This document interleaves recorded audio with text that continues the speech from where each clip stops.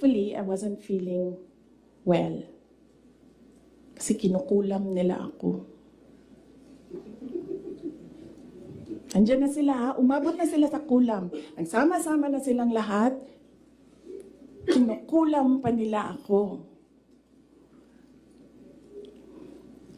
So I wasn't feeling very well. Pero I had to go. Kailangan ko pumunta. Kasi para naman sa graduates yun. Hindi para sa akin yun. That's their happiest day. So nagsama kami.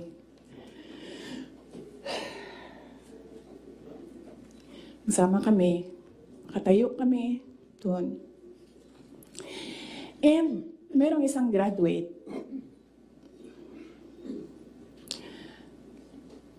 na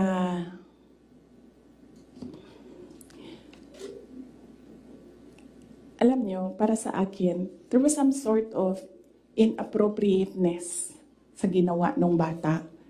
Pero bata ito eh.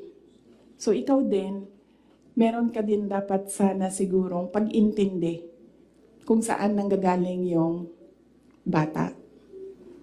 And ang reaction mo, ang response mo, should be so that the child will learn a lesson.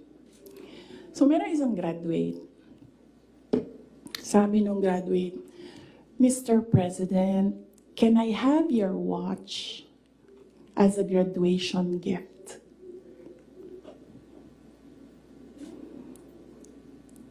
And narinig ko, tabi ako, di ba? Narinig nung katabi ko. Narinig nung katabi ng katabi ko. But apparently, this guy, di niya alam kung ano isasagot niya. So ang ginawa niya, pinaulit niya sa bata. What did you say? So this time, syempre bata, hindi niya alam ba saan yung inulit ng bata, louder this time. Mr. President, can I have your watch as a graduation gift? Nasagot niya. Why? Why will I give you my watch? At that point, may sakit na ako.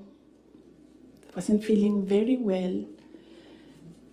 Nandun lang ako, nakakatayo ako doon kasi may gamot ako. Gusto ko tanggalin yung ulo niya ba?